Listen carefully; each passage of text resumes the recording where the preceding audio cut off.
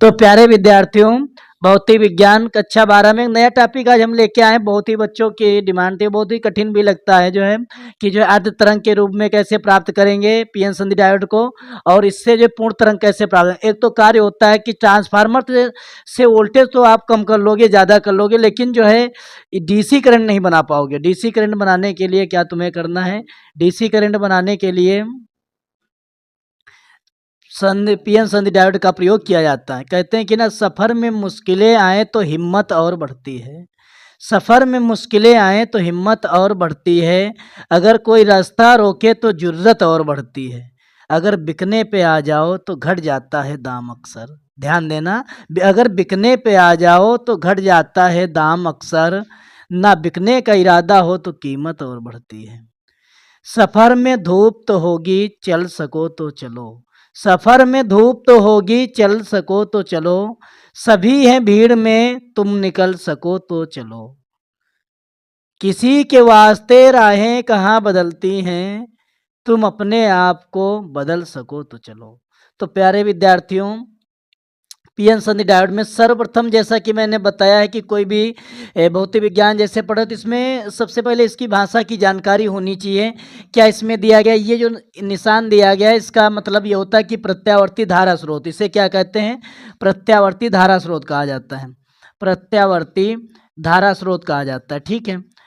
यानी जहाँ कहीं भी ये निशान मिल जाए, समझ जाओ यहाँ से क्या हो रहा है कि एसी करंट दिया जा रहा है, ठीक है। एसी करंट का प्रवेश किया जा रहा है या एसी करंट स्रोत है यहाँ पर, ठीक है। प्रत्यावर्ती धारा स्रोत है।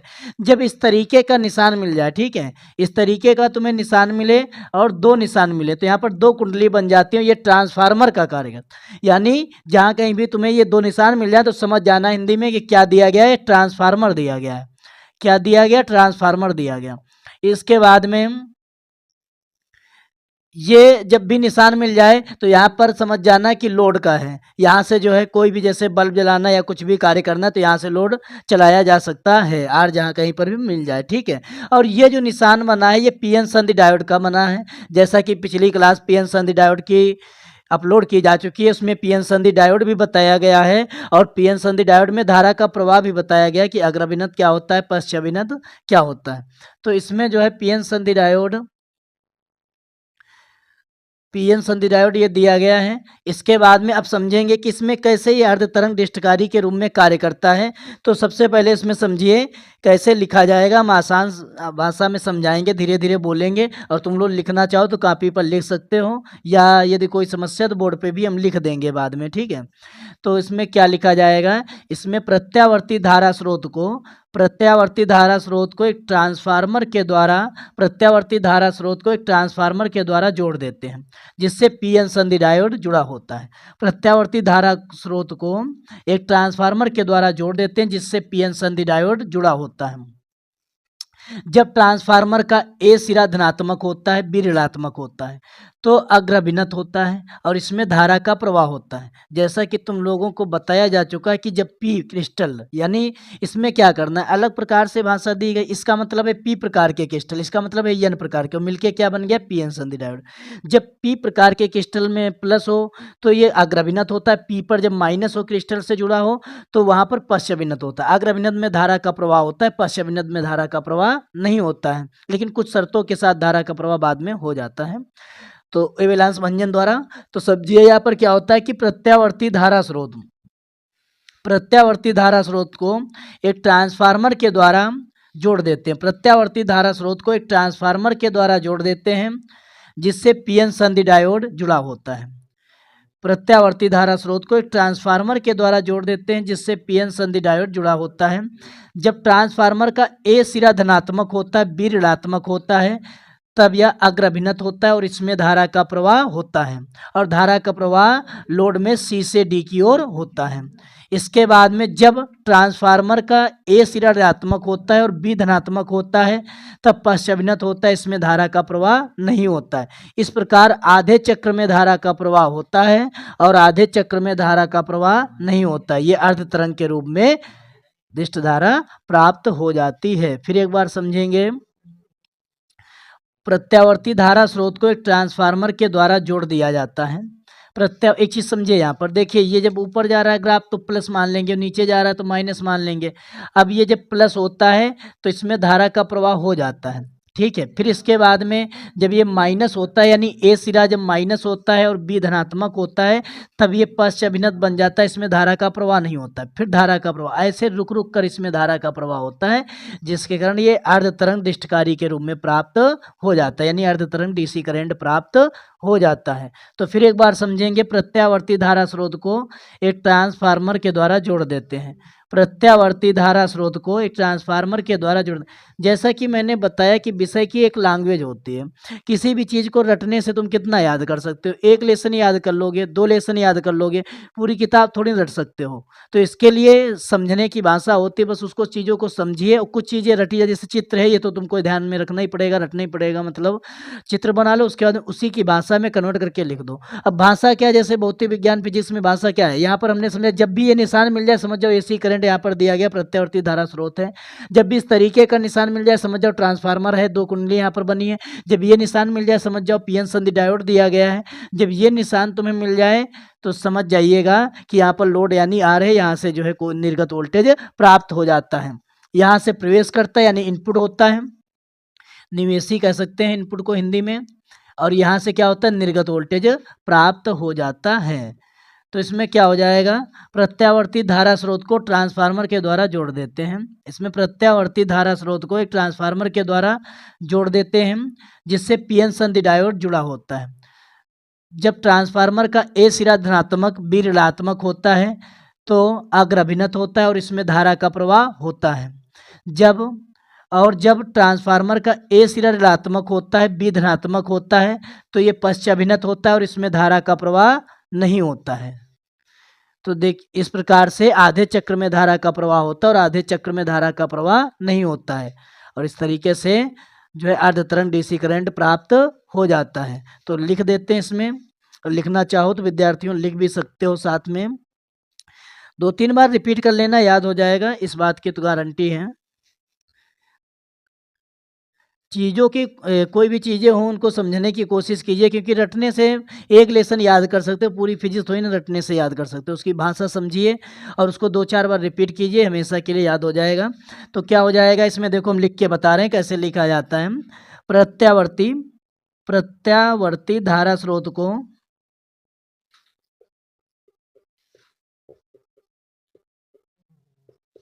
एक ट्रांसफार्मर के द्वारा जोड़ देते हैं, एक ट्रांसफार्मर के द्वारा जोड़ देते हैं।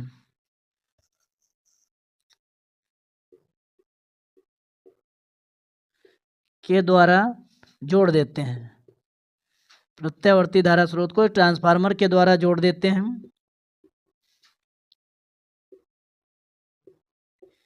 इसमें प्रत्यावर्ती धारा स्रोत को एक ट्रांसफार्मर के द्वारा जोड़ देते हैं, जिससे पीएन संधि डायोड जुड़ा होता है, जिससे पीएन संधि डायोड जुड़ा होता है।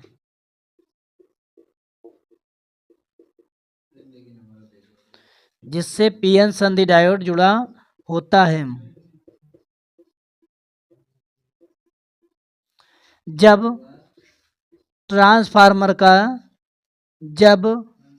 जब ट्रांसफार्मर का पूरा लिखा हुआ आ रहा है, जब ट्रांसफार्मर का जब ट्रांसफार्मर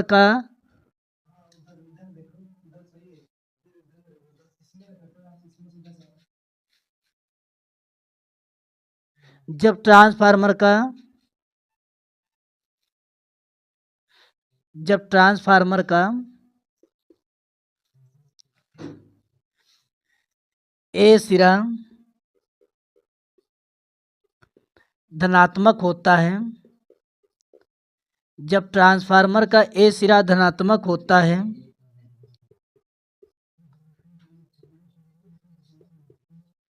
तो अग्र अभिनत होता है,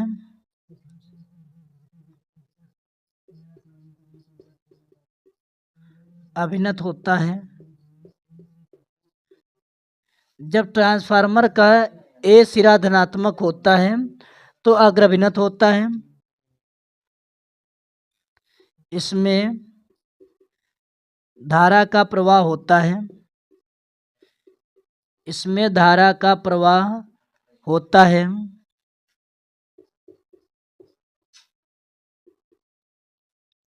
इसमें धारा का प्रवाह होता है जिसकी दिशा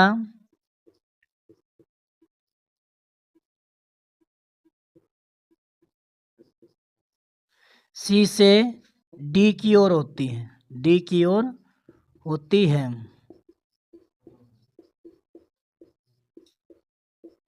इसमें लोड आर होता है, यानी यहाँ से जो है निर्गत वोल्टेज प्राप्त हो जाता है। आर होता है। जब ये प्रथम आधा चक्र हो गया, दूसरे आधे चक्र में ये आधा चक्र हो गया प्लस, जब था ये माइनस होगा तो दूसरा आधा चक्र। दूसरे आधे चक्र में जब ट्रांसफार्मर का दूसरे आधे चक्र में जब ट्रांसफार्मर का ए सिरा ऋणात्मक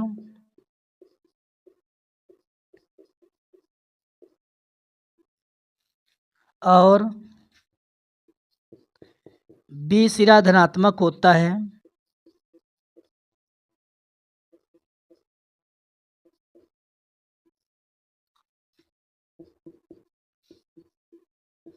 तब पश्च अभिनत होता है। पश्च बायस भी बोल सकते हैं इसको। पश्च अभिनत होता है। पश्च अभिनत होता है।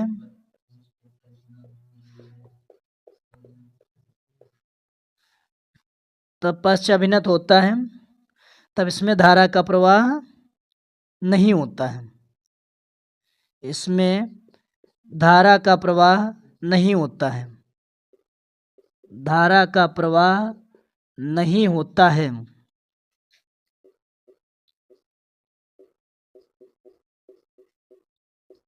इस प्रकार आधे चक्र में धारा का प्रवाह होता है।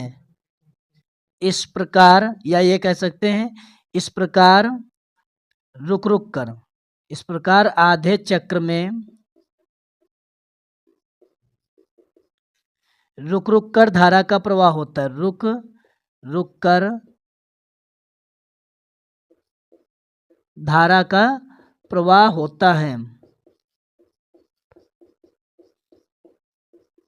और हमें दिष्ट धारा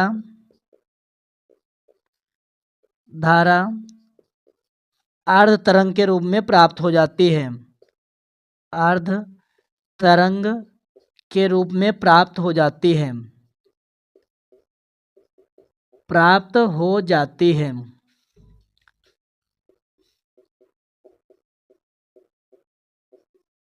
जैसा कि अभी मैंने बताया कि ट्रांसफार्मर के द्वारा वोल्टेज तो कम ज़्यादा कर सकते हैं, लेकिन जो है इसमें क्या होता है कि धारा को जो है एसी धारा एसी ही रहती है, उसको डीसी नहीं बना सकते डायोड करंट। तो डायोड करंट बनाने के लिए पीएन संधि डायोड का प्रयोग करते हैं।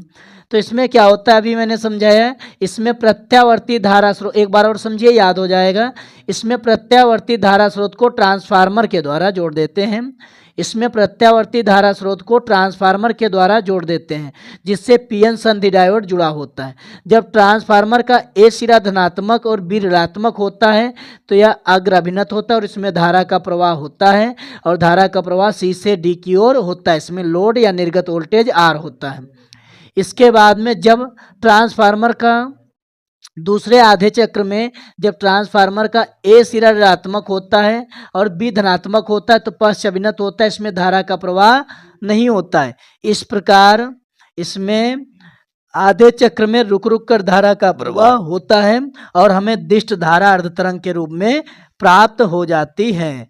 विद्यार्थियों, ये 2-3 बार रिपीट कर लेना, याद हो जाएगा।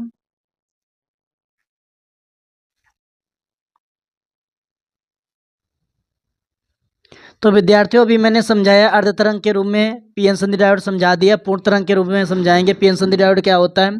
तो अभी तो मैंने देखा अर्धतरंग में रुक रुक के डीसी करंट प्राप्त हो रहा था, जिससे जो है कोई उपकरण नहीं चलाया जा सकता। एसी करंट तो मालूम है 50 हर्ट्ज की आवृत्ति होती है, यानी 50 एक सेकंड में 50 बार आता है, 50 बार जाता है, तो वो तो चल जाता है। लेकिन जो है इसमें जो है डीसी करंट में ये नहीं संभव नहीं है, तो इसीलिए कोई उपकरण चलेगा नहीं। तो इसके लिए दो डायोड लगा दिए जाएंगे, मतलब एक कार्य करेगा तो दूसरा नहीं, दूसरा कार्य करेगा तो एक नहीं कार्य करेगा। देखो समझो, इसमें जैसे मैंने दो डायोड लगा दिए, D1 व D2 दो डायोड लगा दिए गए। जब ये धनात्मक होगा तो ये ऋणात्मक होगा, समझ रहे हो इस बात को। तब ये अग्राभिनत में होगा, ये पश्चिम में होगा, तो ये कार्य करेगा, ये कार्य नहीं करेगा। इसके बाद में जब ये ऋणात्मक होगा तो ये पश्चिम में चला जाएगा, ये प्लस हो जाएगा तो ये अग्र में चला जाएगा। तो इससे क्या होगा कि आधे आधे दोनों चक्रों में धारा का प्रवाह होता रहेगा। पूर्ण तरंग के रूप में हमें धारा का प्रवाह मतलब मिल जाएगा, डीसी करंट प्राप्त हो जाएगा। तो समझिएगा, इसमें उसी तरीके से इसको भी लिखना है। क्या लिखना है? माना प्रत्यावर्ती, इसमें जो है प्रत्यावर्ती धारा स्रोत को एक ट्रांसफार्मर के द्वारा, इसमें प्रत्यावर्ती धारा स्रोत को एक ट्रांसफार्मर के द्वारा जोड़ देते हैं। इसमें प्रत्यावर्ती धारा स्रोत को एक ट्रांसफार्मर के द्वारा जोड़ देते हैं, जिससे दो डायोड D1 व D2 जुड़े होते हैं। जब ट्रांसफार्मर का ए सिरा धनात्मक होता है, बी ऋणात्मक होता है, तो D1 अग्राभिनत में होता है और इसमें धारा का प्रवाह होता है, जबकि आधे चक्र में धारा का प्रवाह होता है। जबकि D2 पश्च अभिनत में होता है और इसमें धारा का प्रवाह नहीं होता है। इसके बाद में दूसरे आधे चक्र में जब ट्रांसफार्मर का ए सिरा ऋणात्मक होता है और बी धनात्मक होता है, तो D2 अग्र अभिनत में होता है और इसमें धारा का प्रवाह होता है। इस प्रकार दोनों चक्रों में धारा का प्रवाह होता है और इस तरीके से हमें पूर्ण तरंग दृष्टिकारी के रूप में तरंग प्राप्त हो जाती है। क्या देखा होगा, जैसे कोई उपकरण हमको चलाना है, तो कोई उपकरण के लिए जैसे वोल्टेज डीसी करंट बनाना है, तो सबसे पहले ट्रांसफार्मर से वोल्टेज कम करेंगे, उसके बाद में डायोड लगा देते हैं। डायोड लगाने के बाद में डीसी करंट बन जाता है। फिर इसकी फ्रीक्वेंसी जो होती है उसको कम करने के लिए हम क्या करते हैं, आवृत्ति को कम करने के लिए एक जो है कैपेसिटर लगा दिया जाता है, संधारित्र वगैरह लगा देते हैं। तो देखिए, जैसे ये प्लस है, ये माइनस है, तो इसमें धारा का प्रवाह होगा। फिर दूसरे में धारा का प्रवाह इस तरीके से इसमें धारा का प्रवाह होता रहेगा। जब ये प्लस है, ये माइनस है, तो इसमें धारा का प्रवाह हुआ, मिल गई धारा। जब ये प्लस है, वो माइनस, तो इसमें धारा का प्रवाह हुआ, यानी आधे दोनों चक्रों में धारा का प्रवाह होता रहता है। तो इसमें क्या हो जाएगा, इसमें इसमें प्रत्यावर्ती प्रत्यावर्ती धारा स्रोत को, इसमें प्रत्यावर्ती धारा स्रोत को प्रत्यावर्ती धारा स्रोत को इसमें प्रत्यावर्ती धारा स्रोत को एक ट्रांसफार्मर द्वारा जोड़ देते हैं। एक ट्रांसफार्मर द्वारा जोड़ देते हैं। इसमें प्रत्यावर्ती धारा स्रोत को एक ट्रांसफार्मर द्वारा जोड़ देते हैं, द्वारा जोड़ देते हैं।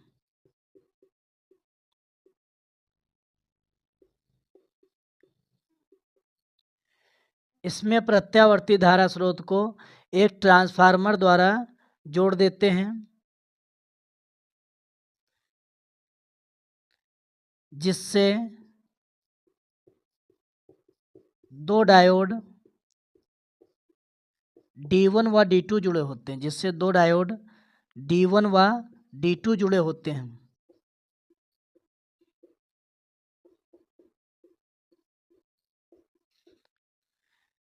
जब ट्रांसफार्मर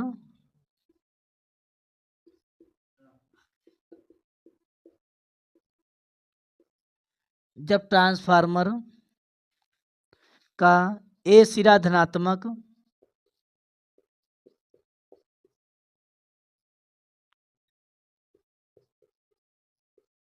तथा बी ऋणात्मक होता है,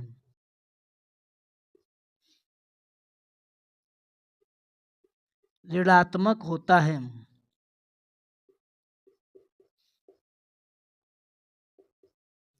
जब ट्रांसफार्मर का ए सिरा धनात्मक तथा बी ऋणात्मक होता है, तब D1 अग्र अभिनत होता है,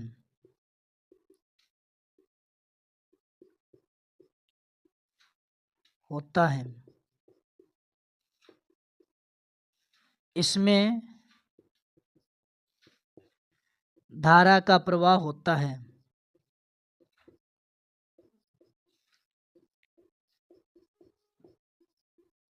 ये प्रथम आधा चक्र हो गया। दूसरे आधे चक्र में इसमें धारा का प्रवाह सी से डी की ओर होता है, ये भी लिखा जाएगा। इसमें धारा का प्रवाह होता है, इसमें धारा का प्रवाह सी से डी की ओर होता है, सी से डी की ओर होता है, की ओर होता है।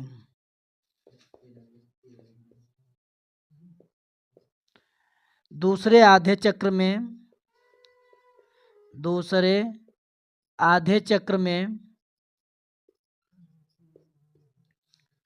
जब ट्रांसफार्मर का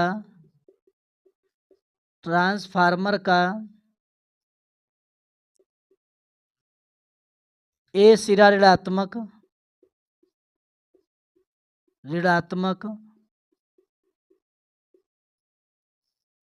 व बी सिरा धनात्मक होता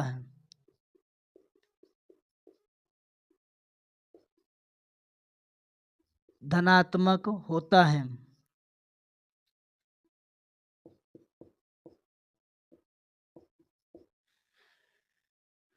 दूसरे आधे चक्र में जब ट्रांसफार्मर का ए सिरा ऋणात्मक व बी सिरा धनात्मक होता है, तब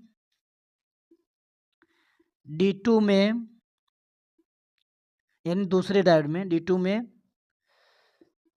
तब D2 अग्र अभिनत होता है, D2 अग्र अभिनत होता है और इसमें धारा का प्रवाह होता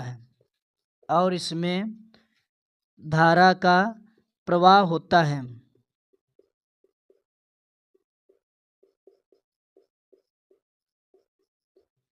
इस प्रकार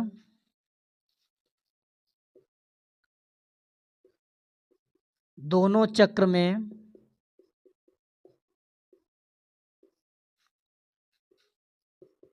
धारा का प्रवाह होता है,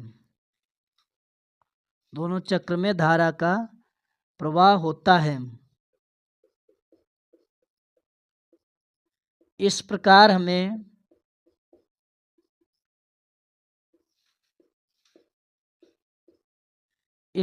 हमें पूर्ण तरंग के रूप में दिष्ट धारा प्राप्त हो जाती है, दिष्ट धारा प्राप्त हो जाती है।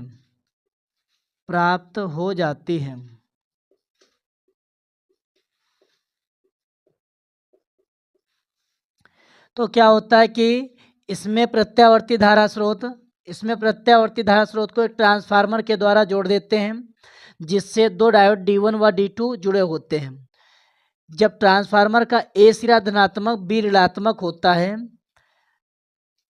तो इसमें D1 अग्र अभिनत में होता है और इसमें धारा का प्रवाह होता है। इस प्रकार पहले आधे चक्र में धारा का प्रवाह होता है, जिसकी दिशा सी से डी की ओर होती है। इसमें लोड या निर्गत वोल्टेज R होता है। जब दूसरे आधे चक्र में जब ट्रांसफार्मर का ए सिरा ऋणात्मक व बी धनात्मक होता है, तो D2 अग्र अभिनत में होता है और इस प्रकार दूसरे आधे चक्र में धारा का प्रवाह होता है। इस प्रकार दोनों चक्र में धारा का प्रवाह होता है और इस प्रकार हमें पूर्ण तरंग के रूप में दिष्ट धारा प्राप्त हो जाती है। आप देख रहे हो कि दिष्ट धारा तो प्राप्त हो गई, इसकी जो आवृत्ति है ये क्या हो रही है, कम ज़्यादा हो रही है। इसको जो है बराबर करने के लिए क्या कैपेसिटर का प्रयोग कर दिया जाता है या संधारित्र का प्रयोग कर देते हैं। इसके बाद में जो है हमें दिष्ट धारा प्राप्त हो जाती है। ये उपकरण होता है जो है AC करंट को DC बनाने का। पूरा सिस्टम मैंने समझा दिया यहाँ पर, फिर एक बार समझिए। इसमें प्रत्यावर्ती धारा स्रोत को एक ट्रांसफार्मर के द्वारा जोड़ देते हैं।